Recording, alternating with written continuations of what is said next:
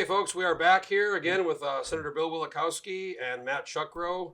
This is round 2 of our legislative analysis of the 59 legislative races. We did the House ones on Friday, all 40, and there were so many and so much to talk about. We decided to come back and focus on the Senate races here in another edition of our election analysis. We're going to be talking about the 19 Senate races, 9 more than normal because of redistricting. First, I want to thank our sponsors. First, I want to thank the IBW, Local 1547. It's a union of mind, body, and soul, the union of skilled hands and generous hearts, helping others, hardworking people on the job, on and off. It's a union you've come to know as the International Brotherhood of Electrical Workers, Local 1547, serving Alaska communities since 1946. I want to thank the IBW, training electrical and communications workers all over Alaska. And then also I want to thank GCI, internet, cell phones, telecom, TV, all of that. We have the gigabit internet here, and it's really fast. It's 1,000 megabits, and I'm just sometimes I'm amazed at how much speed there is. So again, I want to thank GCI and the IBW for sponsoring our live stream, our show here.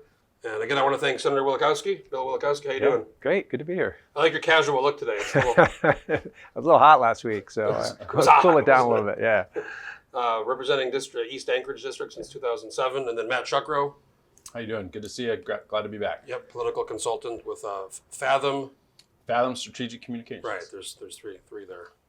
So let's get into it. We're going to talk about the 19 Senate races, and normally there's 10 every 2 years, but because of redistricting, there's 19 out of 20 that are up. And there's a couple surprises last minute we'll talk about here. Last week was the filing deadline of June 1st. Let's start with the first race, District A, and this is Bert Stedman, who's been an incumbent for about 20 years. He's been around. You've been obviously there with him for a long time, Bill.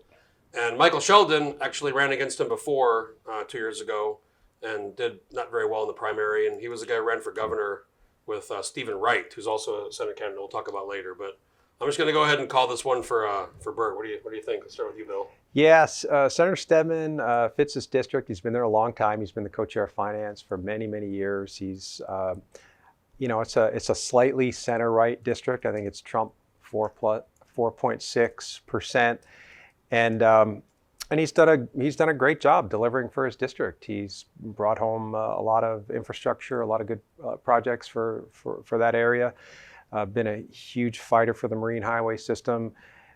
His opponent, his big issue has been the dividend, and I don't know that you're going to see the steam on the dividend issue, particularly down in Southeast. Their big issues have been education, I'd say, UAS, but Marine Highway. The ferry. The ferry's been huge, and Senator Stedman's really delivered on that. I think it's pretty safe to call that one for Senator Stedman, probably.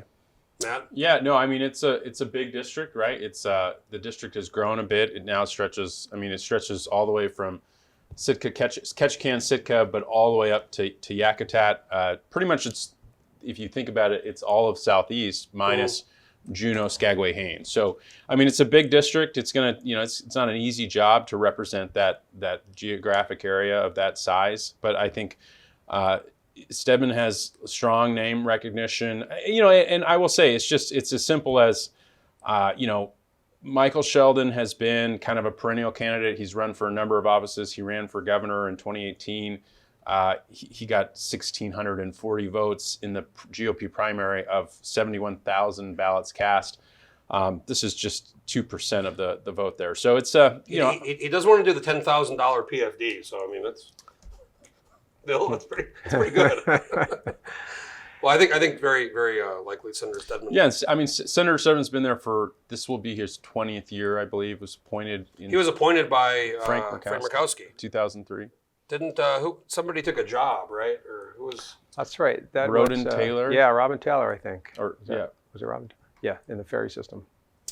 So let's go on to District B. This is the Senator Keel. Wow, that's the only senator unopposed. And it's interesting that Andy Story we talked about on Friday, she's also unopposed.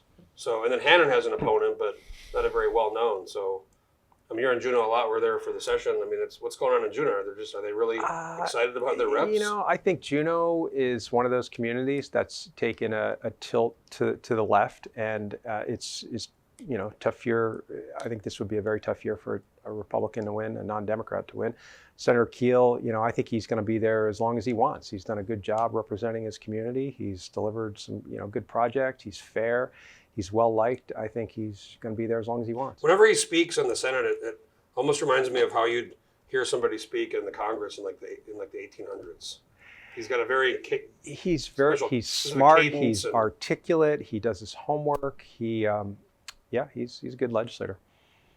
Matt? Yeah, I mean, any comment? Congratulations, Senator Field. Well, he won his race by like 22 points last go around.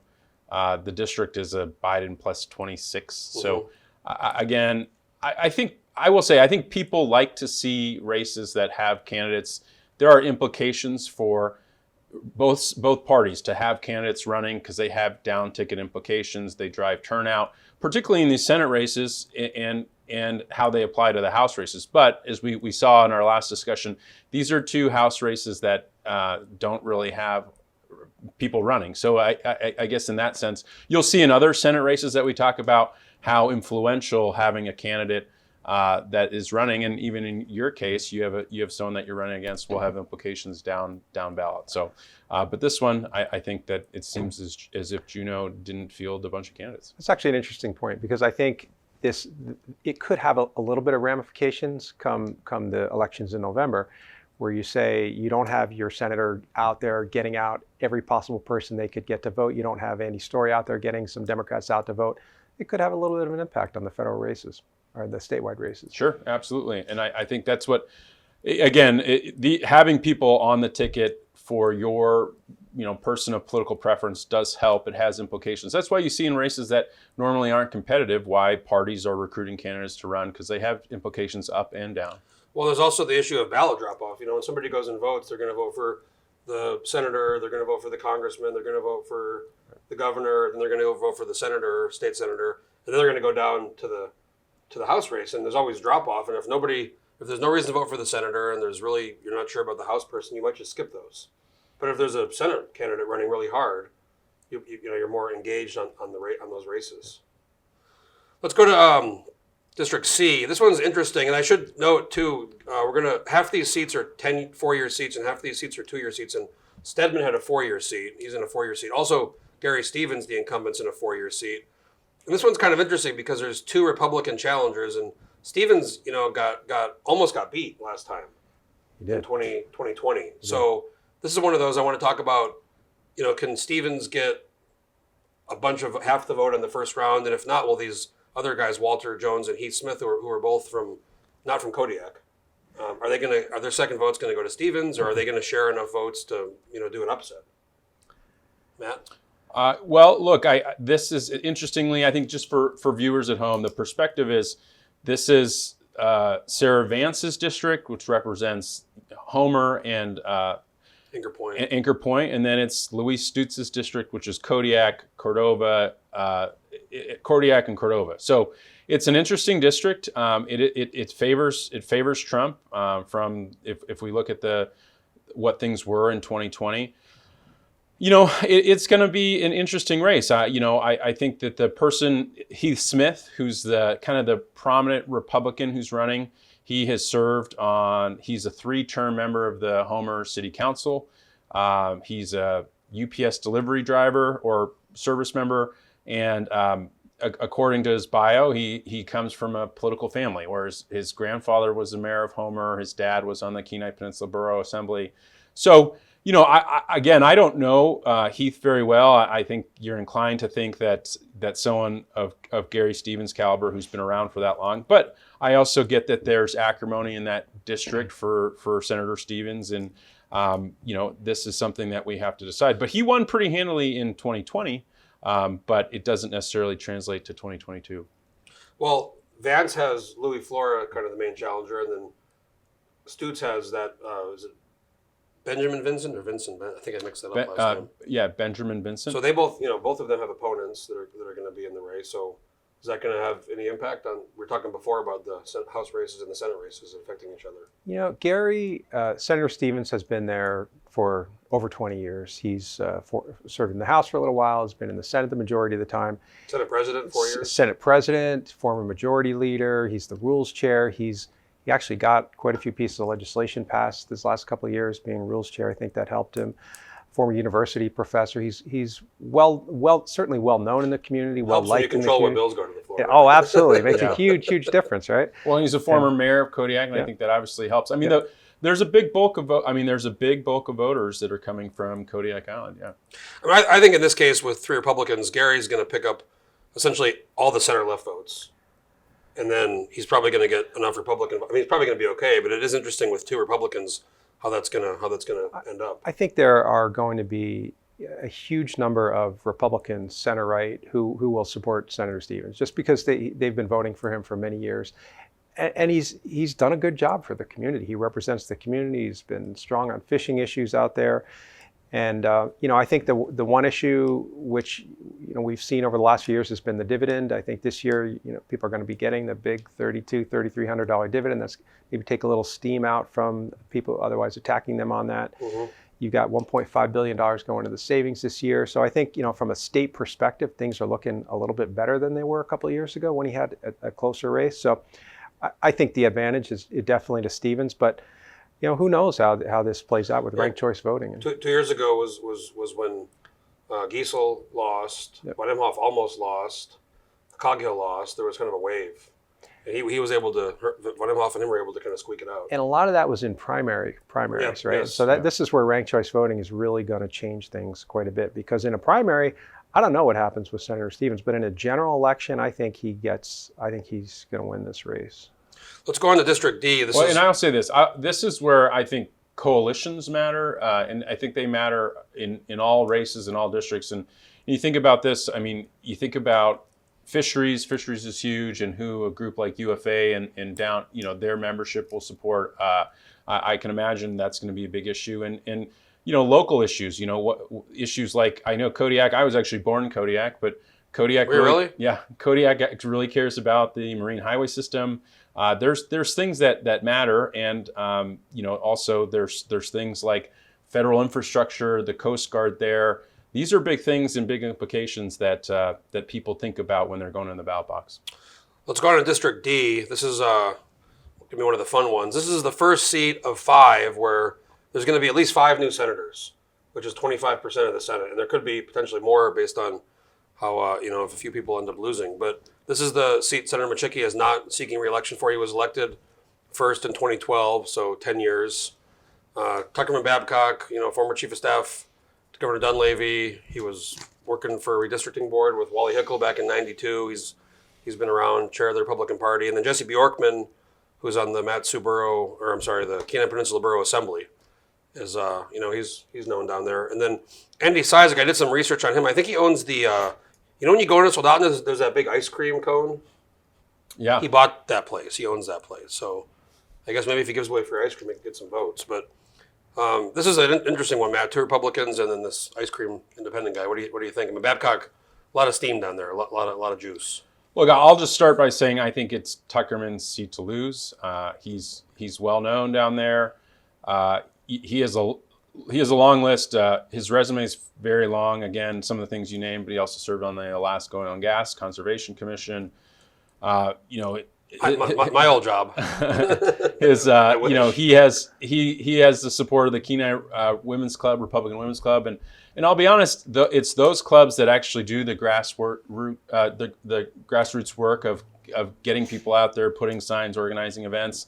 He has done a lot. Former chair of the Alaska Republican Party, the son-in-law of Lyda Green, well-known Lyda Green. So, it's an interesting thing. I think obviously people know Jesse Bjorkman. He has, he's served on the assembly, but he also, people don't know, he was a longtime co-host with Bob Byrd on the Bob Byrd show. So the radio show. He's a known quantity of some sort, but again, it's an interesting thing down there. This is a district that is 45 plus Trump. So, 65% or 60% or so plus are voting for a candidate. So I wouldn't be surprised if Tuckerman Babcock is the next senator for this area. So this is the Carpenter Gillum. These are the two House seats, right? That's right. For these. So, Bill, I want to talk a little bit about next year. We touched on it on Friday on the organization and coalition. As he mentioned, Tuckerman's mother-in-law is Lyda Green, who famously put together one of these bipartisan coalitions. I was there. That you were in. I was in for 6 years with Senator Green. Yep. Tuckerman, obviously very smart, but very polarizing, especially when he was chief of staff for Dunleavy. There was this loyalty stuff. There was some moves to, kind of dismantle a lot of things. If he wins, what are your thoughts? And we touched on this last week about maybe a coalition. What does that do to the atmosphere in the Senate? Well, first of all, he's got to win the race, and I think this it is definitely a very pro-Trump district. However, if you look at the people that they've elected over the years, they tend to elect people not quite as far right as you would think. Tom Wagner was exactly. Tom Wagner was there for many years. He was in the coalition. He was a moderate. He was in for a few years, and then he was out, and then he was back in, and then you had Senator Maczicki, who I think is he's definitely right-leaning, but he wasn't as far right as you might think for a district like that. So that district has a history of electing people who maybe aren't as far right as some other part. Maybe you'd see in the Valley, for example, Matsu Valley. So, and Jesse Bjorkman, as you mentioned, young, aggressive, smart, very conservative, very well known. So I wouldn't be ready to write him off. I think what will be important in that race is the extent to which the things that Governor Dunleavy did, which were wildly unpopular, rub off on Tuckerman Babcock. I think that's going to be a big part of this race. In terms of what happens with the coalition, based on things that Tuckerman Babcock has said over the years, he's probably unlikely to join one. But I think based on the other races, there's probably going to be a coalition next year. It's interesting. Him and Donnie Olson go way back. That's true. Like long way. I think decades. That's true. In fact, I've had conversations with Senator Olson about that and how Tuckerman Babcock helped him get elected up in Nome. Up in that well, and area. I'll say this: I don't mean in any way to write off Jesse's campaign. Again, I think this is a new era. I think both these candidates are going to have to work hard, and I think we're not going to really know the outcome of ranked choice voting until it's way far down the line. There's a little bit of a test that's going to happen in this special congressional race where people can kind of see this is where things can shake out or how things can go. But this one's going to be, if we can pull it up again, Trent, this one's going to be a real, I think, test of how the ranked choice voting system works, because the Cizik guy, I don't know, he's the ice cream guy. I'm not sure how many votes he's going to get, but Bjorkman is probably going to get a lot of the center left vote, but he's a Republican. He's also going to get some of the some percentage of the Republican vote. So does Tuckerman, how does he, it's a very conservative district. Does he just pull it off right away, or does it go to a second round? And if so, how do those votes reallocate or recycle? I think it probably goes to a second round. And I don't know how much Andy Cizik pulls off. I have no idea, but I don't know that I see either one of those candidates getting 50+1 in the first round. This is going to be an interesting race to watch. I think there's going to be a lot of energy, a lot of money. I think organized labor you'll probably be weighing in on the race, would be my guess, and there'll be some effort, and you'll see the oil industry weigh in and the chamber weigh in, and this is going to be an interesting race. Matt, do you think, I know Maczicki's been there for 10 years. He has a big family, young kids. It's hard being in Juneau. But I also think that he would have had a very challenging race. He almost got beat by Ron Gillum in 2018, basically an unknown. It was a handful, it was a few dozen votes. Do you think it was about the family or about maybe getting beat, or a combination of both? Well, Senator Maczicki, when he announced, he said his decision was not weighing whether or not he could win or not. I think he stated that he felt that he could, but this was a family decision, and I think his commentary was that, he does have young kids. He's spent a lot of time in Juneau. It's not easy to have young kids and be far away from home, particularly when they're in their adolescent years and you're missing out on that. Now, that's the plight of any legislator who's spending time in Juneau. So I get it. I think that it's a very interesting question. I guess we will not see what a 4-person race in the peninsula with Maczicki. I think that people have commented that Maczicki has been a kind of a survivor, someone who could persevere through through the political infighting in elections. Now they have maybe have been close, but it's come close in the past, but he's always been able to persevere. He tried really hard, and he was ultimately successful in putting together a majority, which only happened on the first day of the session last year. But it's interesting. The last two Senate presidents, Pete Kelly got beat by Kawasaki, and Kathy Giessel got beat by Roger Holland, and now Peter Machicki's not running for re-election. I mean, if I'm one of these 20 people, I do not want to be Senate president. Yeah, I don't think it's probably not. It's probably not a fun job, right? You're responsible for you don't get credit when something goes right, and you take responsibility when something goes wrong. Always, like that's generally what leadership is, and it's not an easy thing. Whoever's the next Senate president, regardless of party, they don't have an easy job. It never has been, and so I think a lot of people appreciate Senator Machicki's time that he served there, and we're happy that he was able to hold together a coalition. I mean, early on, and you wrote about this, there was people putting, not putting money, but placing wagers on how long will this coalition survive. And the caucus of equals. Yeah, a lot of people said maybe this coalition doesn't make it a year. Well, it made it the full 2 years. They had an end game. They pulled something off. And I mean, Bill, I don't want to put you in the spot here and divulge too much, but I mean, there was some times where it could have potentially happened, right? Oh, there were multiple times. You could feel it. There was people meeting. I mean, there was times where it was maybe very close to something blowing up. But it didn't. Absolutely. No, I'll give Senator Machicki credit. He kept that organization together. He put it together in the first place, and then he kept it together. And that was not an easy task, because you had in that in that Republican group, you had a wide variety of opinions, and the big ones was the dividend, obviously. But give him credit. He kept it together, and there were definitely many, many times, right up until the very last couple days of this session, when it almost came apart and almost fell apart. Yeah, it was. I'm actually working on maybe doing a book about the last 4 years, and there's going to be a lot of content. You could write a book about the last week of this session. Oh, you could. Let's go to District E. This is going to be one of the fun ones, folks. This is the rematch. Roger Holland, incumbent. Kathy Giessel's back for a rematch. He beat her in the 2020 primary. Mark Anthony Cox recently ran for the school board. He filed originally for the open seat before the courts ruled and moved this back to this other South Anchorage district, with Eagle River having to go together. And then Rosalind Casey, she's run the last, every time going back 10 or 12 years. And she's the only Democrat in the race. Not going to have a lot of money. So this one's going to come down to definitely Giessel and Holland. But Bill, what is Rosalind Casey being in there as a Democrat? I mean, she ran in 2020 against Von Imhoff. I was famously I got out of the race because there was a bit of some misleading promises. Anyways, she got 40% against Von Imhoff and didn't do anything. And the district's different. It's changed a bit. It's gone to the south part of east of the highway. But what is a Democrat doing here with this big kind of high-profile race? Well, you could argue that without Rosalind Casey, we could have a Senator Landfield right now. I think we would have had a Senator. I mean, let's just be honest. I mean, she got 40%, and Von Imhoff almost lost to the Duplantis character. This is going to be, I think, one of the really marquee races in the state. This is going to be a fascinating race. This is one where ranked choice voting, I think, will have an enormous impact. Without ranked choice voting, I think probably the incumbent prevails. I think it's probably Holland versus Casey, in which case Holland probably wins.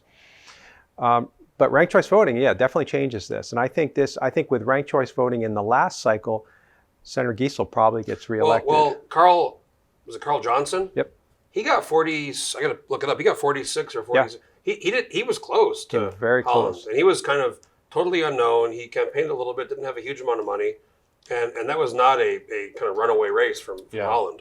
Holland only won by 900 votes, and the independent in the race, she got 965, there was an independent who got 965 votes. So it was close. You can't overlook the fact it's a kind of a 50-50 district. It's right down the middle.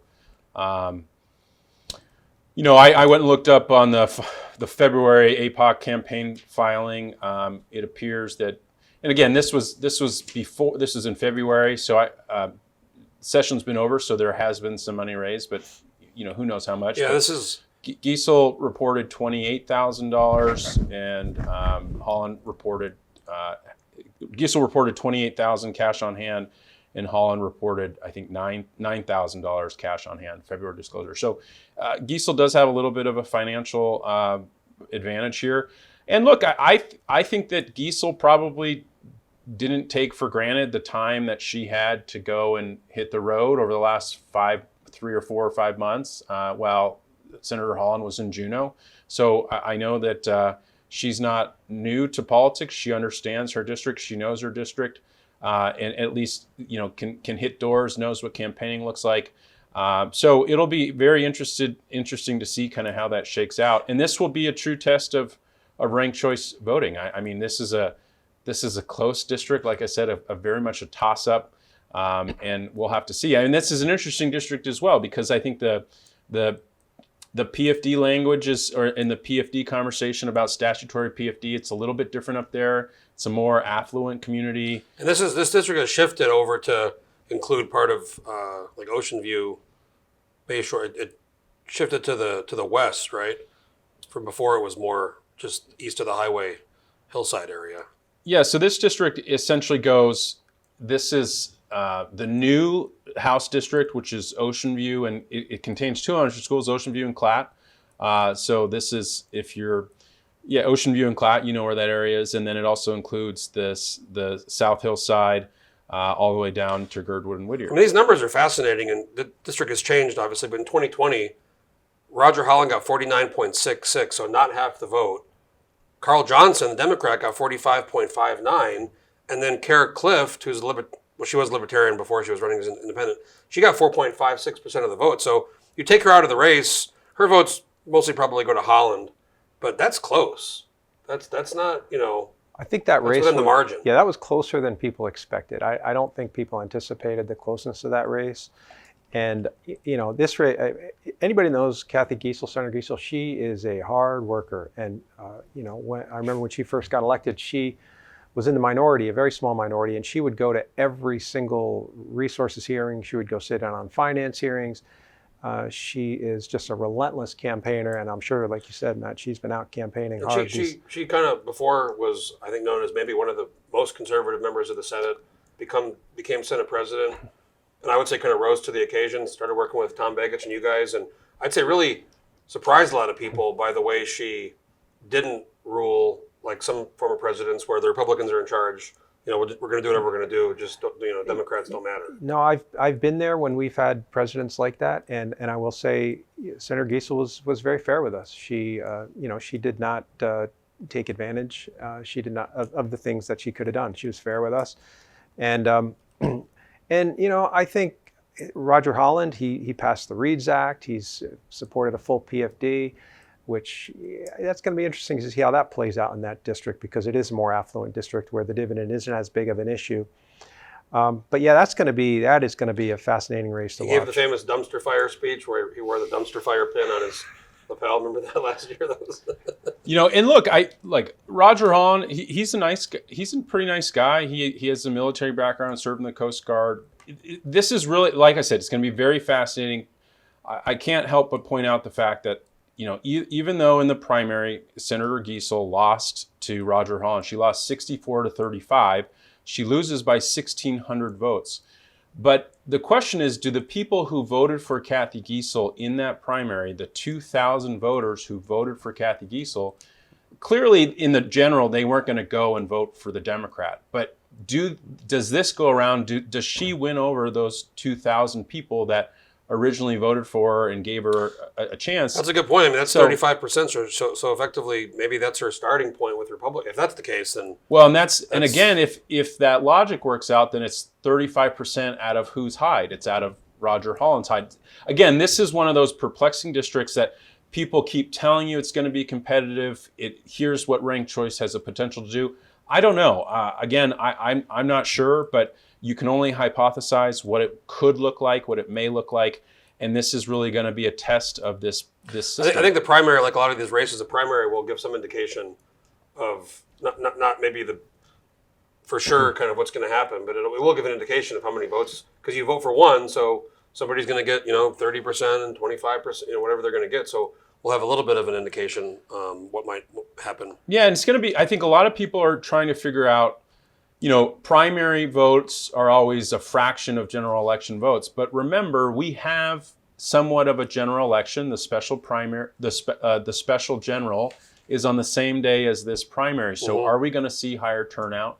And is it going to drive people to the ballot box on that day where normally maybe you wouldn't have as much of a turnout in a primary? It's just, who knows? But again, the counterpoint is because there's not that many competitive primaries in your local elections or your local districts, does that discourage turnout? So it's just a catch-22. We don't know. Well, that'll be definitely a race to pay attention to. Let's go to District F. This one, this is James Kaufman. This is the one Revac's not running for re-election for. He's running for the U.S. House. James Kaufman was elected in 2020. He beat Jennifer Johnston in the primary.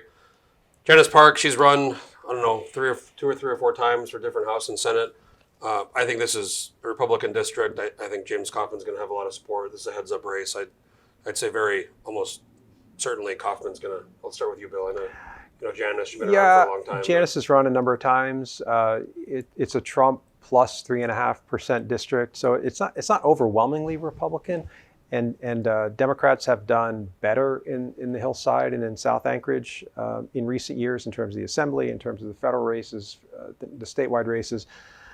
It is definitely a right-leaning district, though, and I think probably the edge goes to Kaufman. But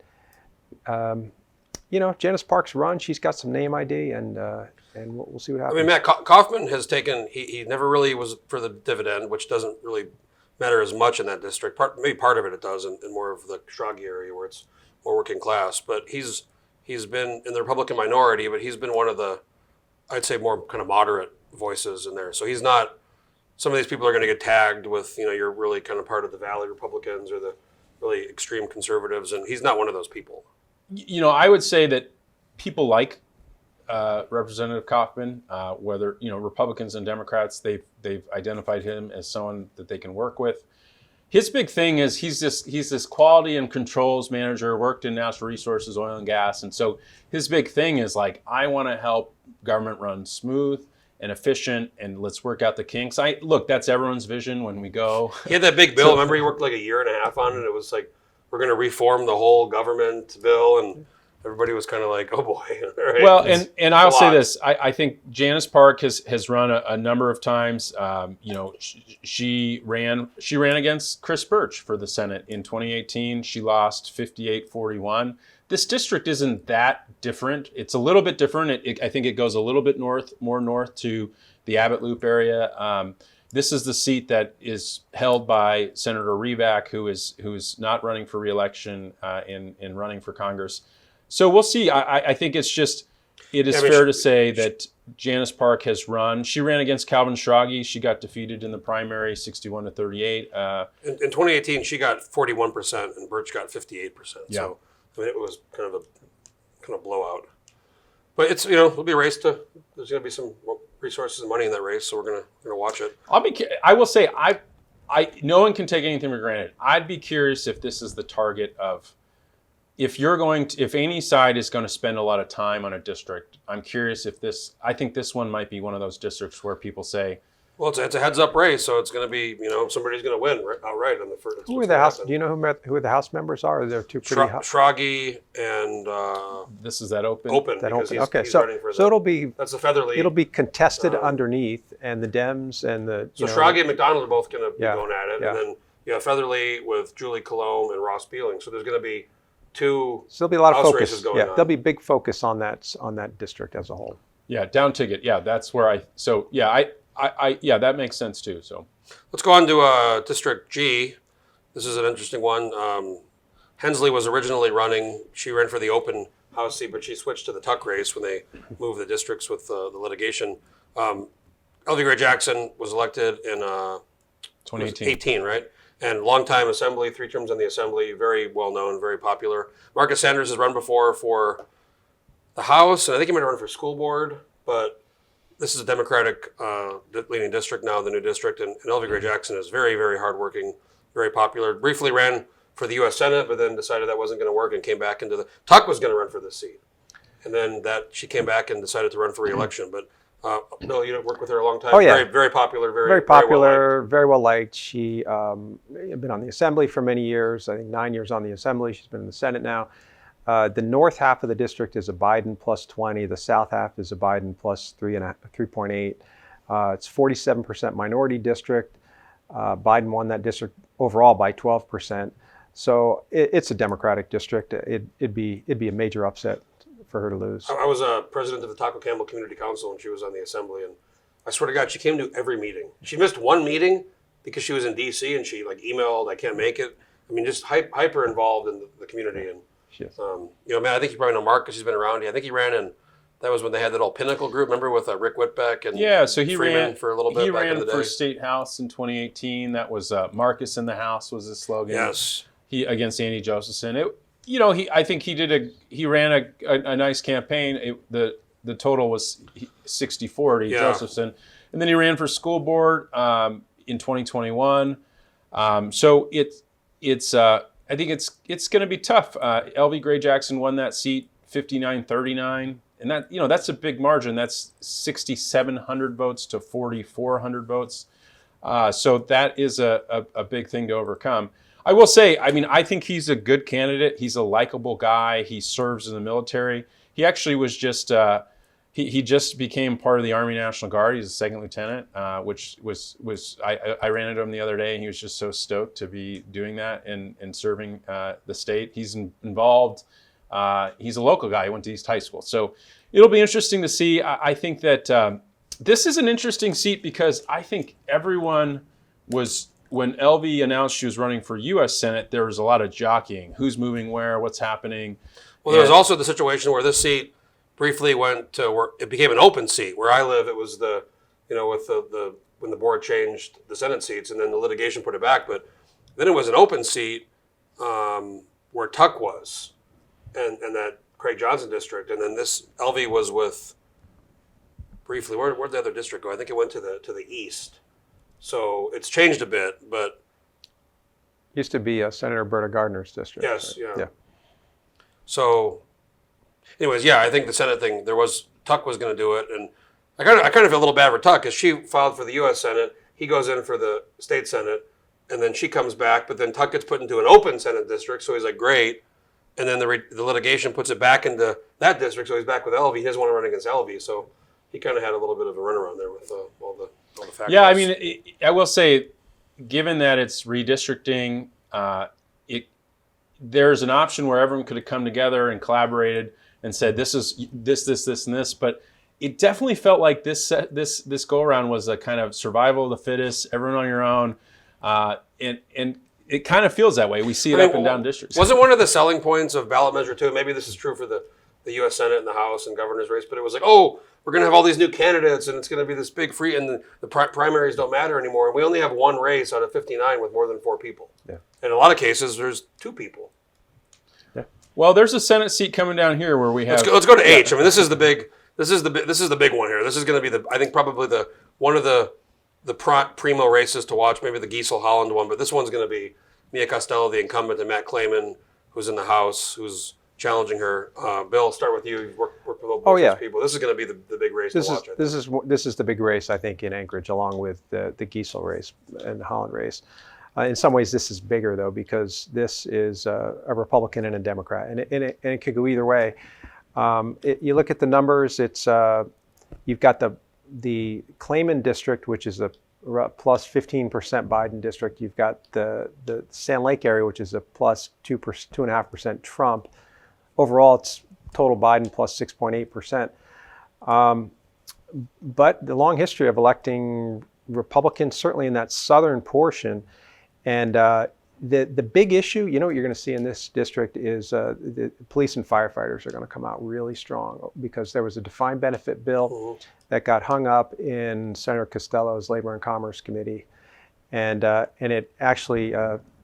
Senator Rivak actually was one of the ones who worked to yank that out of the committee, rolled the chair, which is something you don't see a lot of. A lot of that going on this last few months. Well, you don't see it very often. It happened a lot, though. It has happened a little more than often than in the past. But yeah, the police and firefighters really pushed hard for that bill. They got it passed out of the House, and then it ultimately ended up dying in the Senate. They will come in hard on this race. This is going to be the race, I think, in Anchorage. I mean, Matt, what happens to Mia, who's a Republican, been there a long time? She went to Wasilla for the special session in 2019. She kind of led the charge. She's voted a lot with the Valley Republicans in the Senate. What does that do in a essentially moderate Republican district. Well, you know what? Like, I even forgot that happened. So I'm curious. Like, obviously there may be some. Oh, that's gonna come. There's going to be maybe sure. There's efforts to remind people of that. But I think I mean, look, I think in the broader scheme of things, I don't know if that specific issue is top of mind. Look, maybe that's what the Clayman camp brings up. But I think this is a district where you have to work it. It's a walkable district. If you think about it, this is Turnagain, Spenard, Jewel Lake, Sand Lake. This is an area where it's a walkable district. I think it's going to be a who can hit more doors. It'll also be an interesting question on, like, the question of issues like the PFD. I mean, if you go to some of these areas, these are some areas that are, socially, economically disadvantaged areas. These are areas where they care about. I mean, if you saw Mia Costello in the budget closeout, she was pushing lights on Sand Lake Road. She was pushing local driven stuff. But, Matt Clayman kind of pushes those same thing. I don't think these two candidates are that remarkably far apart in the grand scheme of things where the political spectrum is in the state. Well, I mean, he did vote against the extra 650 in the concurrence, which I think will probably come up. But I would say, to be fair, and this is very inside baseball, and it's probably not going to come during the election, but the reason Costello, I think, was offering amendments for a couple $100,000, several of them for things in our district, was because that Republican caucus was so fractured and they were so angry. I don't think the finance committee wanted to do much for Mia. So she was forced to basically put all of her projects on the Senate floor for floor votes, which all got voted down. Yeah, it's pretty unusual. Normally what you see is in majority caucus, they all get together and they figure out, well, what projects are important in your districts. And you actually, very rarely do you see majority members do amendments on the floor in the budget. And so what happened in the Senate this year was you had a very fractured majority. I don't think they held a caucus all year long. No, they and so right, they had little side meetings. That was a challenge for the majority members. She was the majority. Senator Costello was the majority whip, getting their projects in the budget, and but they're both hard workers. They will both, I think, campaign very hard, and I guess I would take a look. I think they are pretty politically different in their views on a lot of issues, including the dividend, including education funding, including the budget. I mean, you're going to see a pretty sharp distinction by both sides being created, and it is going to be a lot of money put into this race. I was just going to say, this might be the most expensive. This might be one of the most expensive or the most expensive race, I think. Because we'll talk a little bit at the end about the Senate. For years, it's been kind of one vote, one person can change the organizational structure. So, well, Representative Clayman has been really a phenomenal fundraiser. He's raised, I think, more money than any other legislator in the last election. He's raising a ton. Raising a ton of money, and I'm sure Senator Costello is going to have a ton of support for her as well. So, yeah, this is going to be a big race. Let's go on to another big race, interesting race we want to talk about. This is the one Tom Begich kind of did a last-minute bait and switch with his staffer, Loki Tobin. I need to say, Tom Begich actually hasn't officially withdrawn yet. We should have noted that here. So it is noted there on the top. But he's not officially withdrawn, but he says he's out. He's going to endorse Loki, who's a great staffer. She's been around. Hey, Jeff, I got to say, the umlauts. Her name's Loki. Cancel me. By the way, on the Division of Elections webpage, which I'm looking at right now, there's no umlaut. So cancel the Division of Elections too. Okay, cancel the Division of Elections. But this was interesting because it actually made, and it was a little bit in good fun, but Tom Begich was the loose unit this week because there was a little bit of a rumor that I heard, maybe you knew more, but it was he might not run, and I just dismissed it and thinking no way, he had filed. And, she files at like 4:45 on Wednesday on the filing deadline, and then they both go dark, and then he basically said he's going to endorse her. And I think Zach Fields and Harriet Drummond are in the House district, and they might have wanted to know about that. But here we are. And Heather Herndon ran for mayor last year, got 0.61%. She's endorsed Christopher Kirka for governor. So not a factor in that very Democratic downtown district. Bill, very Democratic district, Biden plus 21. The Democrats going to win that seat. Like you said, Senator Begich has not withdrawn. We found out about it. I found out about it, I think, when when everybody else found out about it, when the filing occurred. But I'll just say this about Luki, phenomenal person. She will be a great legislator if if Senator Begich, in fact, does withdraw. She grew up in Nome. Lifelong Alaskan. She's a pilot? She's a pilot. She is a millennial. She's going to be, if she does get in there, she will be a rock star in the This is a 4-year seat. It's 4 years, yeah. She'll be a rock star in the party for many years to come. Why can't I get into one of these situations? Matt, I want to ask you about how amazed are you that they were able to, assuming this was kind of the plan, normally you can never keep this kind of stuff quiet. I think the only way you can keep quiet is if you lie very well to people. People are always asking, "Are you going to?" Sure, and honestly, it's like I just would be surprised if, he has 2 Democrat colleagues in the House who are districted together, and to be honest, like I don't really mind, but it appears that Guarantar will be, or excuse me, Harriet Drummond will likely lose, will no longer be elected official. She's been my elected official for a number of years, and I have zero relationship with her. But again, flipping the coin on the other side, if I was her, I would be pretty frustrated that your colleague that you've served with for a number of years kind of made this decision to kind of handpick the successor. I think a lot of people would have rather seen just hey, I'll be transparent. I'm not going to run. Come on, come all. I mean, there was a lot of infighting towards the end of the legislature. Well, I think the Reads Act famously became a very, Bill, they passed the Senate unanimously, but it was a big fight in the House, and it only got 21 votes. That's the bare minimum. And Fields and Drummond both voted. I think they both voted against it. So, and Tom Begich was really, a lot of folks were really pushing this Reads Act bill.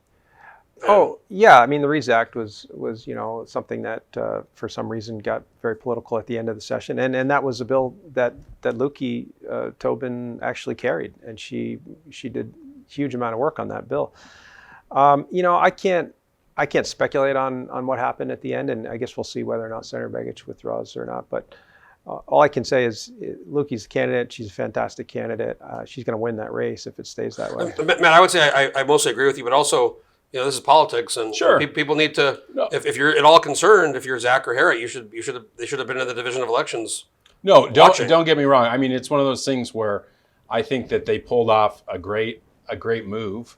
And particularly from their perspective, there was a few surprises, and I think that was one of the big surprises towards the end. The Liz Snyder one was a bit similar. That one was a big surprise as well. But I think if you're, if I'm one of the 2 incumbents that are districted together, it's probably, you got to start thinking like, what's happening.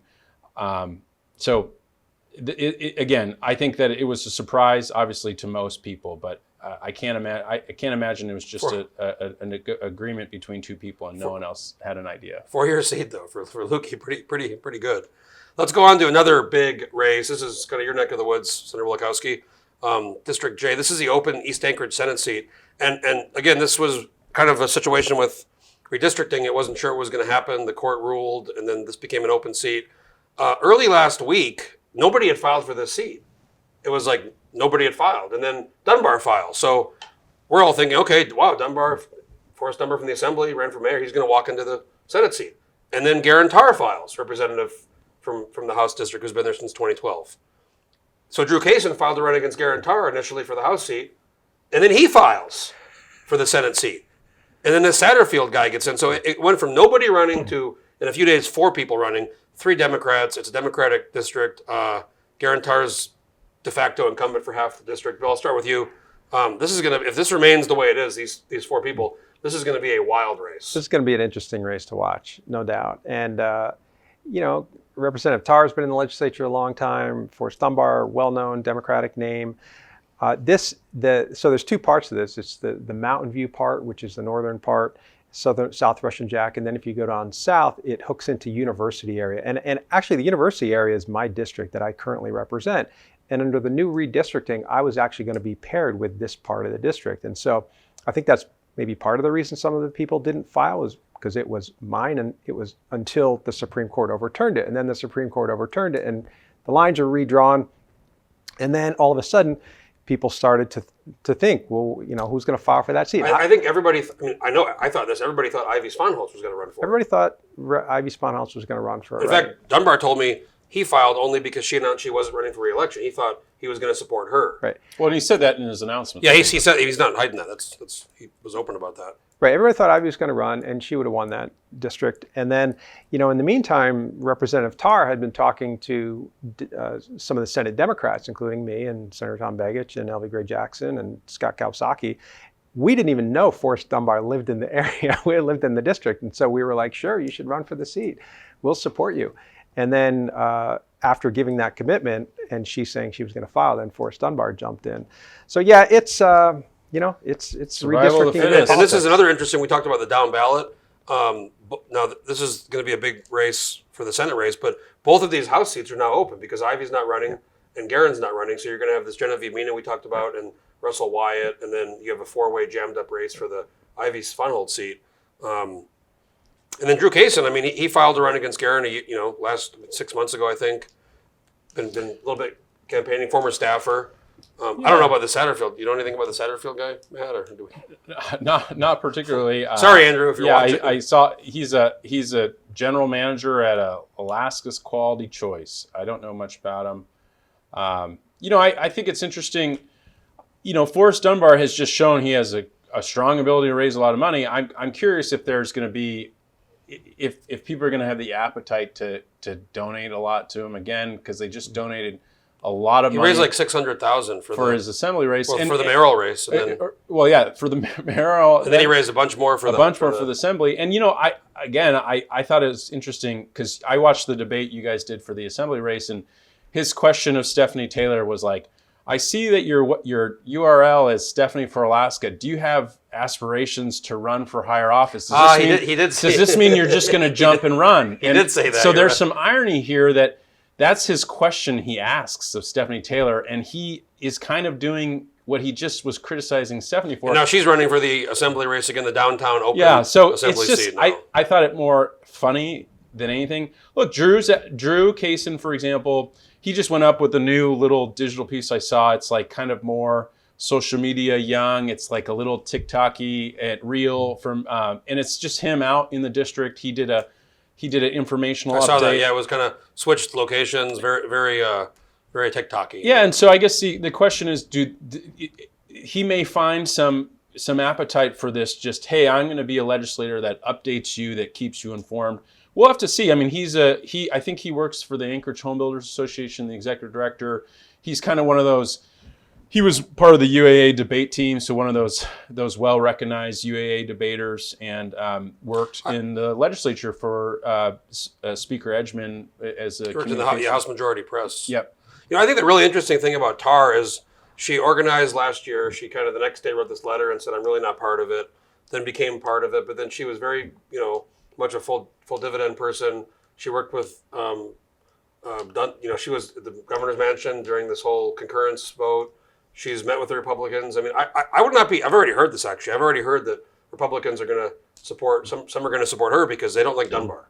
So this could be a weird situation where you have Republicans telling people, "Hey, vote for Andrew, but then vote for Garen." This is going to be, and actually, that's a good point. This race, I think, will be really fascinating to watch from the perspective of ranked choice voting and how does that work, and do all the Republicans sort of get behind Satterfield, and in which case he becomes maybe the number 2 person, or do most people just vote for Forrest and Garen? And in which case they're number 1 and number 2, and then they've got to appeal to the Republicans and they've got to appeal to Drew Kaysen supporters. So I don't know how this shakes out. It's going to be wild to watch. Yeah, I'm really looking forward to this one. This next one we're going to go to. Yeah, and I would say that's what I think. Even from my perspective, as someone who's a political observer, this is one where observer.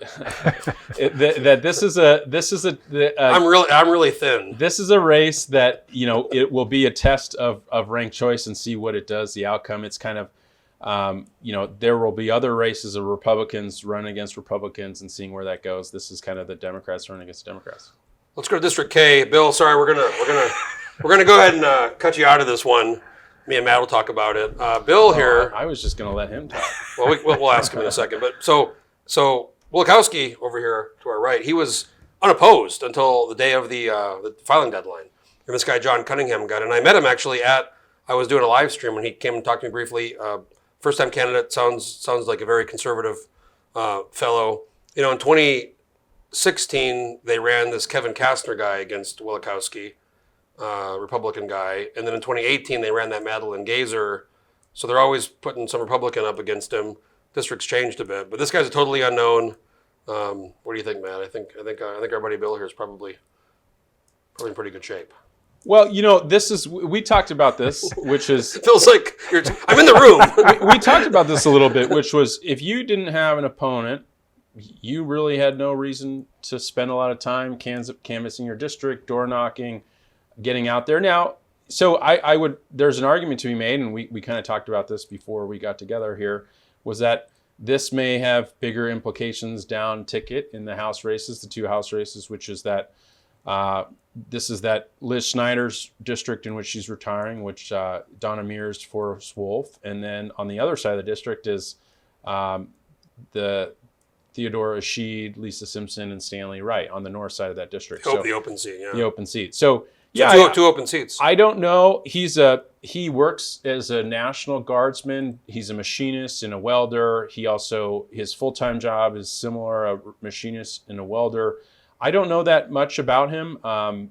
His wife is a teacher, but other than that, I don't know him really at all. So we'll have to see. We're going to go to you, Bill, on this one. So Matt made a good point. If this guy wouldn't have jumped in, you wouldn't have had really a necessity to campaign much. But there are 2 open House seats in this district, and every time they put the Republican against you, they've tried something kind of funny, but you've always seemed to prevail the last 4 years. I think you got to respect your opponents in every race, and you never know what's going to happen. You can't take anything for granted, and so I'll be out working, and hope it's a good, clean race where we get to talk about the issues, and I look forward to it.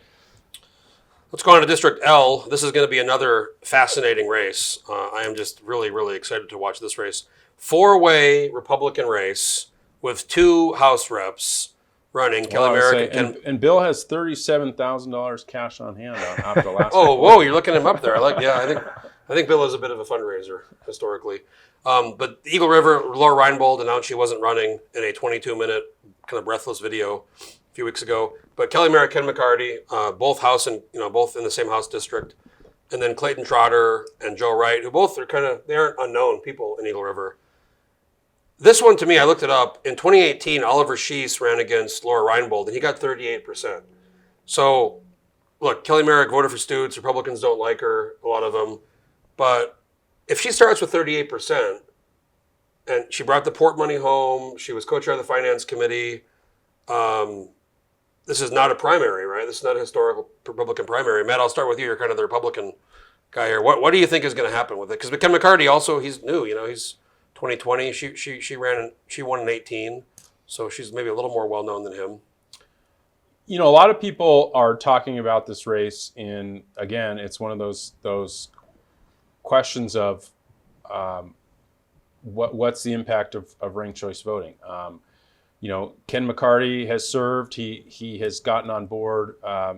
He has kind of bipartisan streaks, and then he has more conservative streaks. There's times where I've asked myself, is he in line with the perception of the district, or is he not? And so, but I will say, Kelly as a candidate that is going to raise a decent amount of money, she's going to pound pavement and hit doors.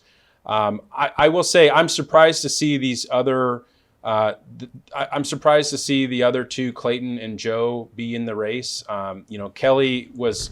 This was an interesting race because it kept getting split back and forth, and people were filing and not knowing who was going to run and who was going to get placed together. I know Kelly got in really early in jumping to the Senate race, and McCarty has as well. So it's going to be an uphill battle for I think to defeat the incumbent, but it's going to be. Well, you also have Jamie Allard running for the other House seat, who just despises Merrick. So I don't know what that's going to do. I ran into her last week at the Assembly meeting, and she was telling me she's going to go after her with an independent group and all this. So, Bill, and again, we should remind folks, people can still drop out. There's a possibility that not just this race, but other races, there could be people, dropping out. People are talking to their opponents. Maybe they can make a deal or something. But if it stays with 4, Bill, what do you think here with 4 Republicans? Boy, this is another really interesting race, ranked choice voting. So you've got two parts. So actually, a big chunk of my district is actually is in this district because it takes Jay-Bear and then it takes North Muldoon. So that's a fairly large chunk. But then it also takes Government Hill. And so when you look at the numbers on that sort of the Muldoon Jay-Bear side, it's a 3.7 plus 3.7 Biden. But then you go to the Eagle River side and it's a plus 21 Trump. So I know Clayton Trotter. He's a professor of business law at UAA. Actually, when I was litigating my PFD lawsuit, he invited me to his class to speak on the lawsuit several times. Oh, wow. Yeah, fascinating guy, older gentleman, very, very conservative. If you believe that if the impact of ranked choice voting is that it sort of leads to moderation, then who's the most moderate sort of, they're all center right. They're all, some are much further right than others, but who's sort of the closest one to the center on this is probably the one that might prevail. And Kelly Merrick is going to raise, I think, a ton of money. Co-chair of finance, brought home $200 million for the port, but she's still very conservative. So, and Ken McCarty, I've served with him, enjoyed serving with him as well. What about Joey Merrick, head of the Labor, is very active in campaigns. What's Labor going to, you're in the labor world, what's Labor going to do in this race? I think Labor's going to be pretty engaged in this race. I think that's safe to say. And Kelly Merrick, pretty conservative on certainly on social issues. But I think there'll be, a lot of support for her from industry. She'll get support from labor as well. And Joe Wright, I think, is probably the wild card in this race. And I don't know, he's a known quantity. I think he's run before. He ran for the House, I think, several years ago. Yeah. He has a decent website. His website, he's got a really fascinating eagle, talons out, just really going for some kind of animal. And looks like he was former military as well, based on nice look. And to Bill's point, I would echo. I think, this is going to be an interesting race. I think some people are writing it off at Eagle River, and it's going to favor one or another candidate. But I think Kelly is. I think Kelly's going to give it a true shot. She's going to work it hard. She's going to pound pavement, knock doors, and I think that a lot of folks, including labor, are going to get out there and help. And again, I try to remind people of this. There are different factions of labor, but when you talk about the building trades, these are electricians, these are truck drivers, these are people who are conservative. They vote for Donald Trump, but they don't. When it comes to their local electeds, it's a little bit different. So this is not just any labor. This is going to be the building trades that are out there helping. Well, I think we can't discount her husband, Joey Merrick. He's a real big player in labor politics, and labor is 342. So it's probably going to be like the Mia Costello, Matt Clayman race, a lot of money. Yeah, and I also there's a big hockey group out there. Kelly and her family are a big hockey family. That oddly, hockey is part of politics. Oh yeah. What's the difference between a hockey mom and a pit bull? Oh god, lipstick. Right? Well, Kelly Merrick in the time she's run, who does she run against and who does she beat? She beat Allard, and that's why Allard probably hates her so much. She has a visceral, raw kind of dislike, hatred for Kelly Merrick. So I don't know how much that impacts the race, because Allard has kind of a really not real opponent. So is she going to be out there more campaigning for McCarty, or what's she going to be doing? Let's move on to the next district, M. Palmer. This is Senator Hughes, the incumbent, who's the majority leader, and Jim Cooper. Not a lot of information, no website. This is a big Republican district. I don't see this really being even a real big race. Go ahead. This is a rematch of the 2020 race. Yeah, that's right. So Shelley Hughes beats Jim Cooper, the independent, 71-23. So she beats him by 10,000 votes. So now he becomes a Democrat. He's going to do better. Again, this was a Trump plus 51. It was a Trump 42. Now it's a Trump 51. And so we're getting into the valley where all of a sudden the Trump it's the Trump numbers are way high. Yeah, you have the ability to really run up the score on some of these. But yeah, if you're an elected official that can win your district by even over 65, but 70%, like you should be out helping other people. Yeah, I don't really see this being much of a factor. But I will say this: I think that Shelley Shelley Hughes is interesting in the sense that I mentioned this the other day.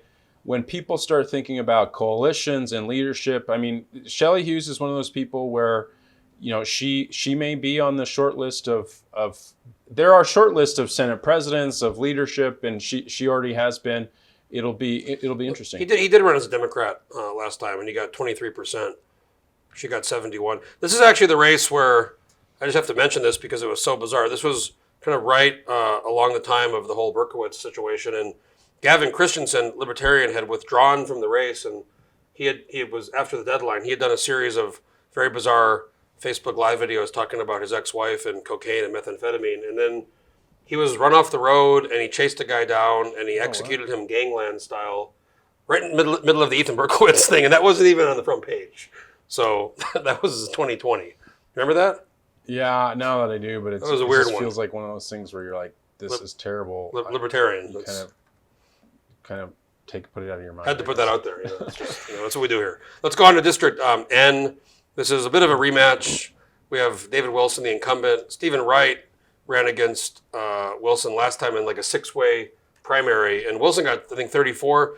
Wright got 25. He's actually the guy who ran with Michael Sheldon we talked about earlier, who's running against Stedman. He was lieutenant governor candidate in 2018, and then his wife is running against.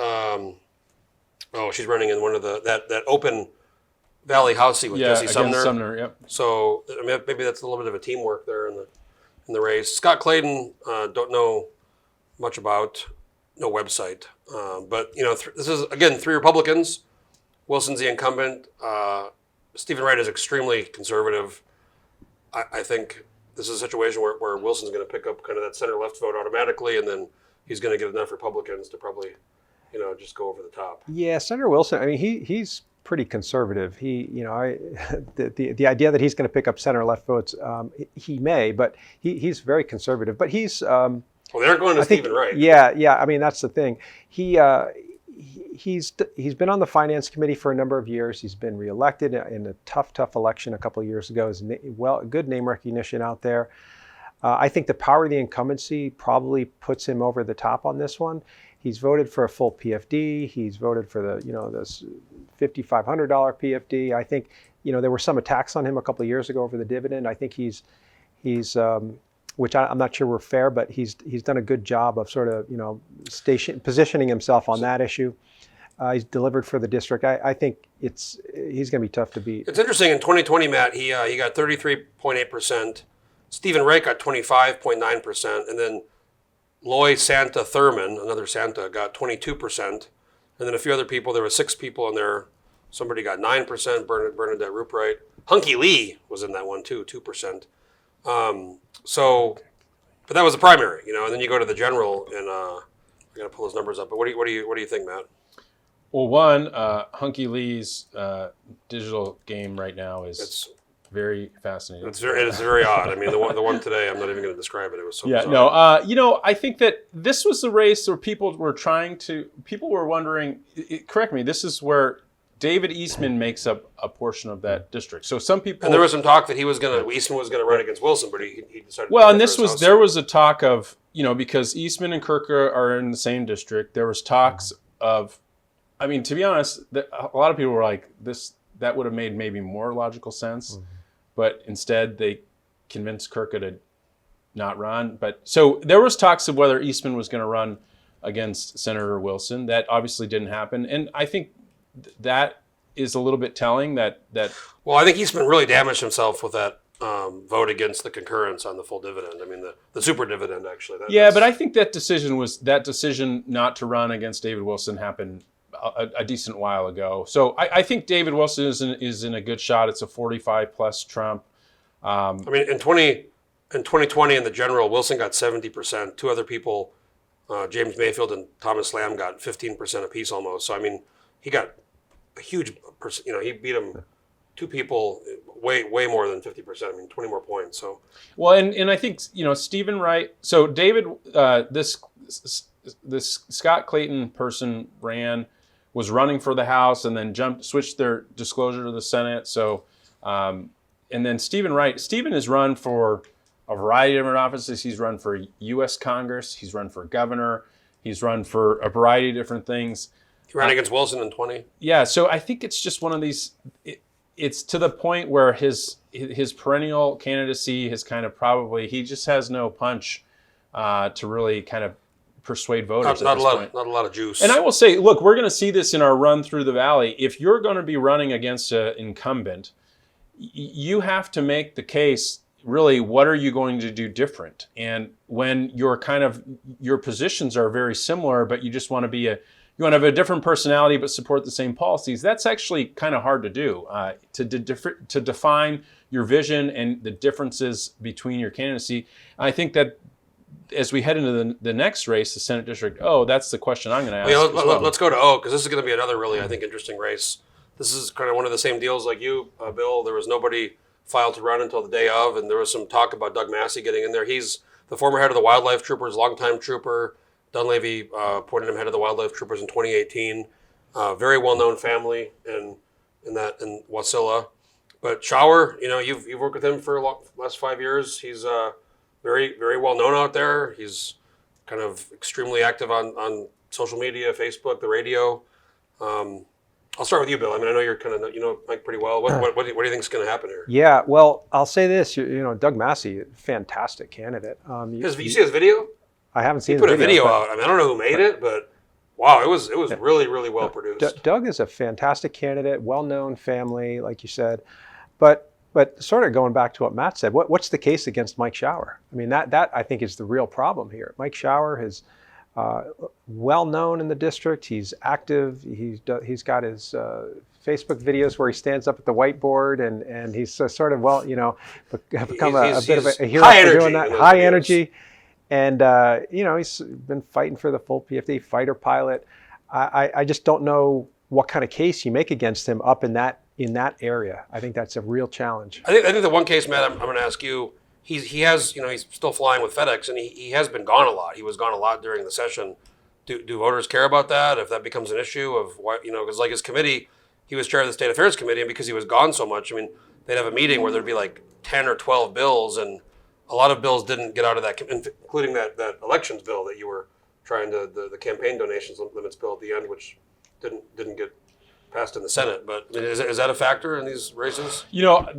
I would say the first thought that comes to my mind is it makes a difference for the candidate. If Senator Shower's heart's no longer in it. Look, working a full-time job, there's not that many people that are still working full-time jobs that are serving in the legislature. I mean, it is a shrinking group of folks. And to work a full-time job, particularly one where you have to bank your leave hours and you have to coordinate it all, and then sometimes your employer's saying, "Sorry, you've already exceeded." I mean, he's still flying. He doesn't make as much money. I think he makes a lot less money than he would normally make if he was working full time. But I mean, he's out and going to Asia and coming back. Sure. So I guess my point: does it matter to his voters? I don't know if they know. I don't know if they know. I think it matters to the kind of the morale of your elected official and if your heart's in the game. So that would be my only question: is when I kind of saw this, it's what is the big distinguishing factor that makes you different? You have to be able to peel people away.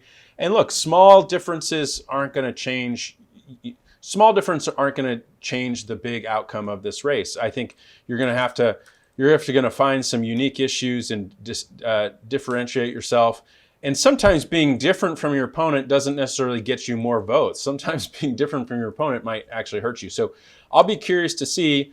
I also will be fascinated to see, this will be interesting to see where lines get drawn. And, this is a small, tight-knit community that's supported by different women's clubs and Republican Party groups, and where the lines get drawn. Because in 2018, the Democrat Susan Kay only got 25%. So the only way Massey would be able to win is you'd have to convince a lot of Republicans to vote for him and not Shower, which I think will be an uphill battle.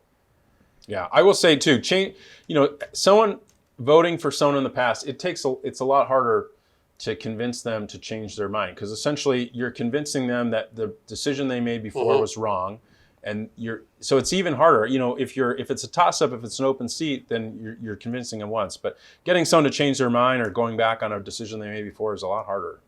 Let's go to the next race. This is going to be another interesting race to watch. The incumbent here, we have Senator Scott Kawasaki, who's been in the legislature a long time. He was in the House, and then he defeated Pete Kelly in 2018. Mayor Jim Matherly, who's very well known in Fairbanks. He's the Republican. And this guy, Alex Joffrey, I don't know much, but a Google or a Facebook search and some friends in Fairbanks pointed out this guy has got some kind of very, very weird ideas about Democrats, we'll say. So I'm not sure he's going to be much of a factor in the race. But this is going to be, interestingly enough, Matherly in February didn't raise any money. And I was in Fairbanks for the convention, Republican convention, before I was, and Brown's goon squads made me leave anyways, I don't really go into that. But I was up there, and a lot of people were saying they were looking for somebody else to maybe run because Matherly wasn't doing much. And Kawasaki's, Bill, we'll start with you. He's a kind of famously hardworking campaigner. But, Matherly's the mayor, so. Yeah, oh, this is going to be a marquee race. This is going to be one of the top, I think, 4 or 5 races in the state, maybe top 2 in the state, quite frankly. It's a Trump plus 12 district, so it definitely leans right. But at the same time, the district's changed, but about 85% of the district is the same as Senator Kawasaki's current district. Now, the area that he's picking up is the 15% pushes into the North Pole area, which is much more conservative. But if you compare his old district versus the new district, his current district, which he's sitting in, is Trump 12.5%, and so this district's now Trump 12.3%. So it's probably pretty similar. I think the biggest thing, and I wouldn't underestimate this, is that this is a non-presidential year. Now, this district includes the military base where there's 8,000 voters, but a non-presidential year, only about 10% of them actually vote in the down ballot races. So, well, in 2018, when Kawasaki beat Pete Kelly, it was 50.79 to 48.8. Yep. And there was only about 9,000 votes, which is a lot less than some of these other races. That was a non-presidential year. Non-presidential year. It's a huge number of military voters. Senator Kawasaki has voted for full dividend. He's got an A rating from the NRA, pro-hunting, fishing. So, he's done well to protect his sort of right flank because he's always had pretty conservative districts. But this is definitely going to be a marquee race. Matt? Yeah, I think that it's Matherly. I think Matherly should come out on top. He's the current mayor. He served on the city council 2 terms. He's taken an approach that's he's a personable guy. He's like a DJ. He plays the drums. He does these Facebook lives. Mm-hmm. But I will say, to the point that you made, he hasn't raised any money. We'll see what he's raised now. So I've heard this from folks, political observers, like people in Fairbanks. They are a little worried that Matherly hasn't taken advantage of this time to really campaign. And then also people have all commented, Republicans and Democrats who know Fairbanks. They said Scott Kawasaki is a tough campaigner. He'll wear the soles off his shoes. He'll knock doors. He's personable. He, according to his February disclosure, he has about $20,000 cash on hand. And you can't overlook the fact, like he beat Pete Kelly.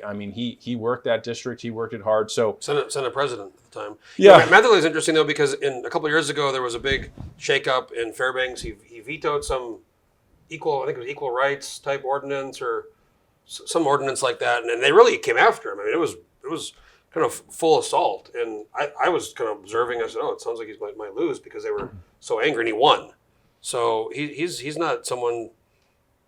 Yeah, I think just kind of go away. I think it's pretty early here. I think we'll have to see where things heat up. I know that there simultaneously there's an October race for his replacement. Mm-hmm. So we'll see how much that impacts the race. That's Dave Pruse is running for that, well-known David Pruse. So we'll see. Because the Fairbanks election for mayor takes place in October, one month before the statewide election, and that might have some impact on getting people organized. I will say, just having worked with them, the Republicans in Fairbanks are pretty organized. They do district offices. They share resources. They're pretty organized. They have a team together. So we'll see what happens. I will say it's also it's a lot harder to knock doors, but this is a more urban district than some of the other Fairbanks districts. Let's go to District Q next. This is Rob Myers, who famously beat John Coghill 2 years ago by, I think it was like 15 or 16 votes in the Republican primary. He's a very kind of conservative, full dividend guy, but also very likable. People like, he's a truck driver, working class. I mean, he's one of the probably most working class people in the Senate or in the legislature. And he's done, I think he's done pretty good job the last couple of years. These other two, we have Republican, Independence Party, Arthur Surkoff, and an independent, John Bennett. This is a super conservative district. I think Myers has kind of earned his chops. What do you think, Bill? Oh yeah, Senator Myers. He won that race, beat Senator Conco. He basically raised no money. Yeah. In that race. And it's a very conservative district. He's been a champion of the full dividend, which is a big issue out in that area. I don't see him losing this race. And he had that. Pull it up here. He had that race with Marna Sanford, and everybody thought Marna was going to win, and it was all this money was being poured into it, and he really came out on top. I mean, he really, it was. I think it was. Let me pull it up here. It was not even close. He got half of the vote. He got 57% of the vote. And Marna was a very strong candidate. She was fantastic 10 candidate. of the chiefs, and she was on the assembly, and she only got 37%. And the district's gotten more conservative with redistricting too. So he's safe. He's going to be there. He's going to. It's a 4-year seat too. Yeah. Matt, you got any comments? No, I mean I think I would agree that based on the way that this is shaping up, Senator Meyer has positioned himself well. I think that.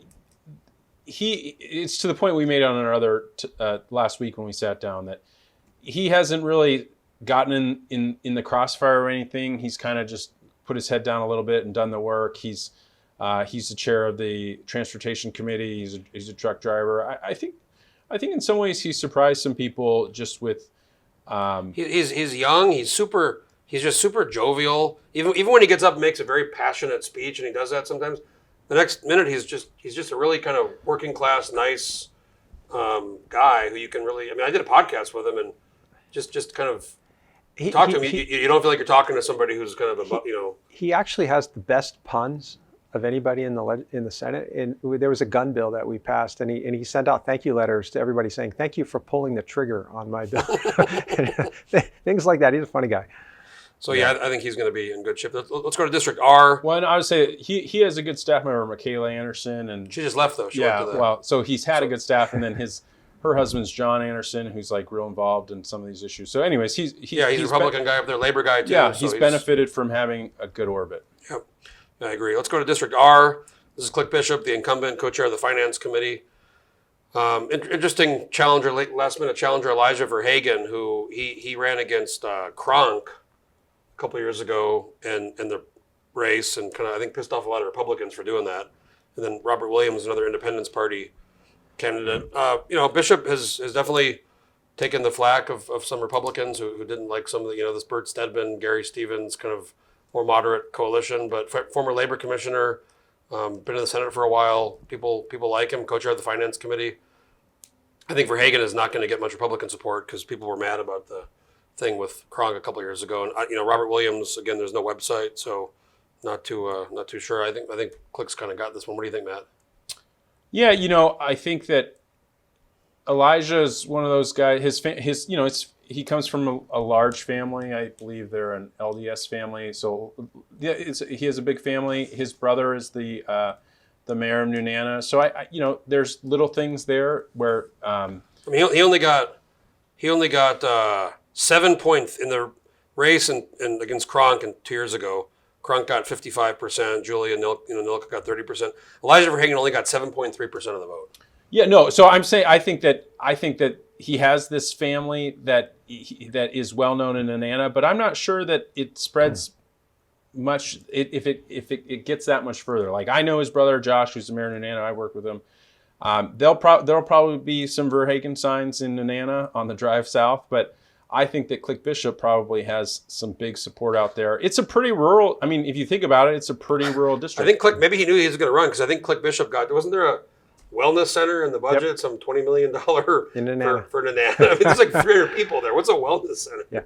Yeah. Senator Bishop. I served on the Finance Committee with him, and he, co-chair. He's delivered for the district. He's delivered for the university. He's was the labor commissioner under Governor Palin. He's a gold miner. I talked to him last week, in fact, and he said he was just coming back from his gold mine.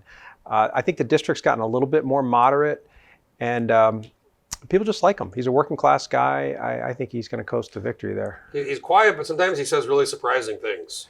Very funny things sometimes where you're like, wow, I can't believe. He's very perceptive. He's always watching, and he doesn't say a lot, but when he does speak, people definitely listen. Yeah, and look, I think Senator Bishop is well liked. He I mean, everyone knows him. I mean, he has great name recognition. He's worked really hard over the years, and I think, and to my point about Elijah, like I think that to your point, people were frustrated the fact that he kind of ran as this independent against Mike Cronk, and he's kind of fluctuated on the political spectrum, and it's a little bit all over the place. He was a staffer, wasn't he? He was a staff member for Senator Reinbold for a bit.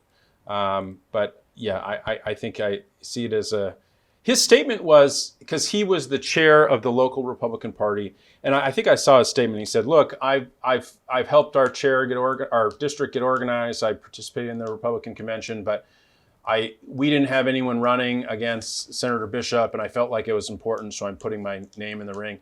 Look, that if that's your principle, if that's what you believe in, that's great, but it doesn't. I don't think it equates to a victory there. Let's go to the last race here. This is kind of the race with the legend here. Lyman Hoffman served in the legislature since 1987. Willie Keppel, he Veterans Party. He actually ran against Wielechowski 2 years ago, and same party, Veterans Party, only got 37.5%. I'm not sure anybody could beat Lyman Hoffman, even if they had $10 million. Phil, I'll start with you. He's kind of... That's probably fair. He's legend status. Willie Keppel's going to run on the dividend, I'm sure, and attack Senator Hoffman on that. But he's not going to lose. He's delivered so much for rural Alaska. He's been there for decades. People have been voting for him for decades. I just don't see Lyman will serve there as long as he wants. 4-year seat too. Yeah. Matt? I don't have much to say about Willie Keppel. So I guess let's just have a little brief discussion before we wrap up here. We're going to have at least 5 new senators. Reinbold's not running. Machicki's not running. Revak's not running. There's a few I'm missing. Maybe remind me. But there's at least 5. There's the open seat, and then there's a couple very close races. So, Bill, you had mentioned on Friday that the House could maybe go either way, but you're fairly confident there could be a bipartisan coalition next year in the Senate. So I'll start with you. I think so. Last year we had discussions in the Senate on both sides. There's different factions within the Senate. There's a little more conservative faction. There's a more moderate faction, and quite frankly, we had conversations with both sides because both sides were not real happy with. To be fair, it's basically been operating as a de facto coalition the last 2 years because both this year was different with the budget. It kind of passed with a lot of votes, but last year the budget only got 11 votes and only 8 were majority votes. So the Democrats basically were able to help the majority pass the budget, which is this is going back to this binding caucus thing that's been an issue for the last couple of years. But this is a very rare, odd situation where the majority can't pass a budget without the minority. Oh yeah, that's unheard of. I think very very unusual in Alaska history, and I think probably in the history of legislatures throughout the country and in Congress. You typically do it with your majority, and so here we've got much different a lot of different factors going on. You have majority members who weren't voting for the budget. We've had Democrats who weren't voting for the budget in some years, but we've been able to cobble together enough people to pass a budget. And this year it was another interesting mix of people who voted for the budget. But I think so. You've got 7 Democrats right now. And 12 Republicans. I think there's a good chance you'll have at least 7, and there's a chance you have 8 next year. And so I think the general feeling was we're probably 1 seat away from having an official coalition. So yeah, I think there's a pretty decent chance that's going to happen. Actually, no, we could have 9 next year, possibly. We could have 8 or 9 because the way Anchorage was redistricted, we're probably going to pick up another seat. Usually because every 2 years there's 10 Senate seats up normally. Unless it's redistricting. One of those might go to, last time we had, Giesel and Coghill. I think that was it, right? There was just 2 new members. Yeah, this is... 5, it's going to be at least 5. The Von Imhoff's gone too. We didn't talk about her. She was in the same district with Costello, but she's not running. Begich sounds like he's not going to be running. Yeah. It's 5 new members, but if if Representative Clayman comes in, he's obviously had a long time history. If Senator Giesel comes back, she's Jim obviously had a Matherly. long time history. Yeah, Jim Matherly's a former mayor. If that happens, so there'll be people coming in who are not green, who are not completely unaware of how legislatures work or government works. But yeah, I think there's a pretty fair chance you're going to see a bipartisan coalition next year. And we've had one in my first 6 years, and it's just Alaska is different, and it really doesn't cut across political lines. It's regional lines. It's just very different in the state of Alaska. Matt? In looking through these pairings and who's running where, and as I said in the other in our other discussion, this is sort of Republicans' majority to lose. I think that just looking at the shakeup, there's going to be some close races. We don't know, but is it fair to say Republicans can have 12 seats? Now the question is, where do all the Republicans caucus with the Republicans? Because Bert Stedman and Click Bishop have been the finance chairs. Are people okay with that? Are they going to caucus with them? It just depends. Can you pull over a Lyman Hoffman again? I don't know. So it's very interesting. I think that it appears that Republicans will have more senators of the 20 senators. They have that now. Yeah, they've been so it's been so contentious. They've been so divided that I think people are really. My view, my perception, Bill, is people are very tired of this just kind of really odd, totally bizarre Senate where nobody really ever knows what's going on. They're kind of tired of it not being normal. Like it used to be rather normal. They're predictable. By normal, do you mean more partisan? I think. No, I don't. No, I just mean you kind of know when you go to the floor how things are going to go, and there's not these big blow-ups. And what you've seen. Keep in mind. You're right. I think there's a high likelihood you'll have more Republicans than Democrats in the Senate next year. I would agree with that. At the same time, will you have an all Republican? Will all the Republicans be able to get together and get an agreement among all them that they will all vote for the budget and that they'll pass a budget that doesn't need any Democrat votes? Highly, highly unlikely. And so if you need Democrat votes to pass, then there are issues. There are things that we're interested in seeing in the budget. And so, that's what we've seen in the last 4 years, or longer, quite frankly.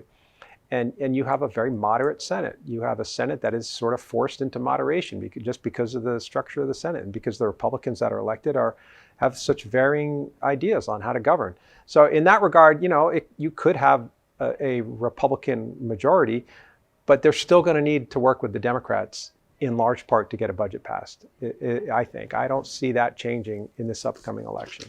Matt, I'll give you the last word here, and then we'll wrap up. I want to thank you guys, and we'll thank you again at the end. But I want to give Matt the last word here on this Senate situation. If you have anything. No, I think just on the more broader politics of this all, I think one thing we didn't talk about is we'll see how much fundraising plays a difference. How much the current financial caps or non-financial caps plays. That's another factor. Is there's unlimited donations. Another factor. I think is campaigns are looking to make buys. Everything is more expensive. The cost of a yard sign is twice as much. The cost of lumber.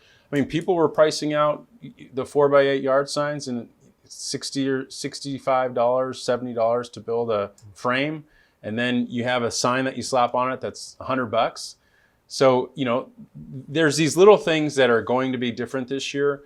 It'll be very fascinating to see what turnout looks like.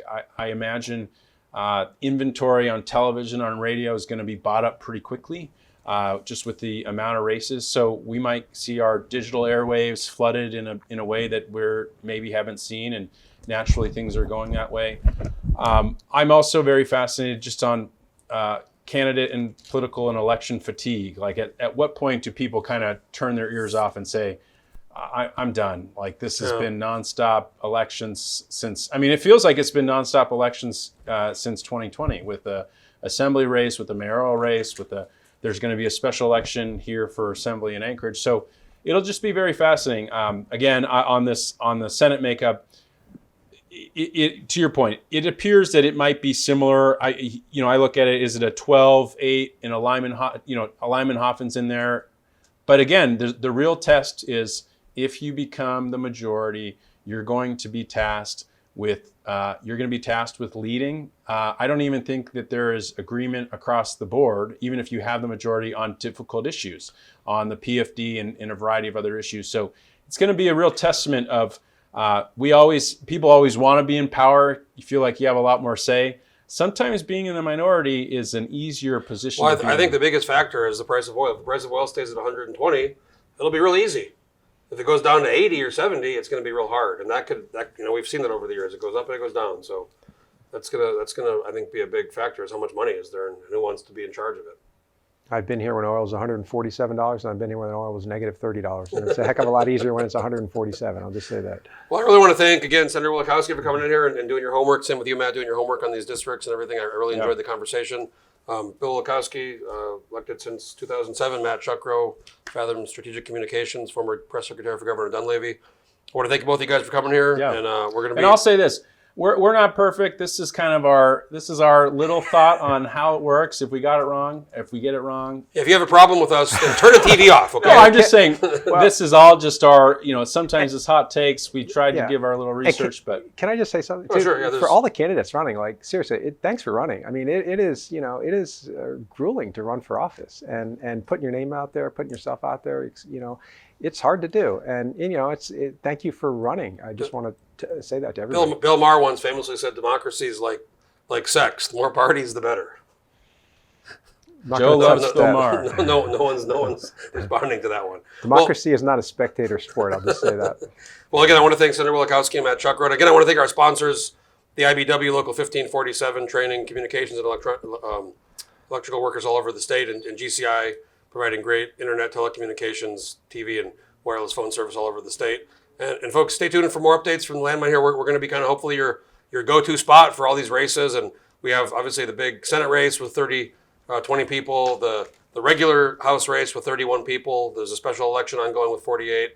There's a governor's race with 10 people, and obviously all these legislative races we've talked about. So if you're a political junkie like a lot of us are, stay tuned. We're going to have a lot of coverage this summer and fall on all these races. And again, I want to thank Senator Wielechowski and Matt Shuckerow for coming in here and joining us and being part of the show. And we will talk to you guys next time. Thanks again, and stay tuned for more updates here from the Alaska Landmine.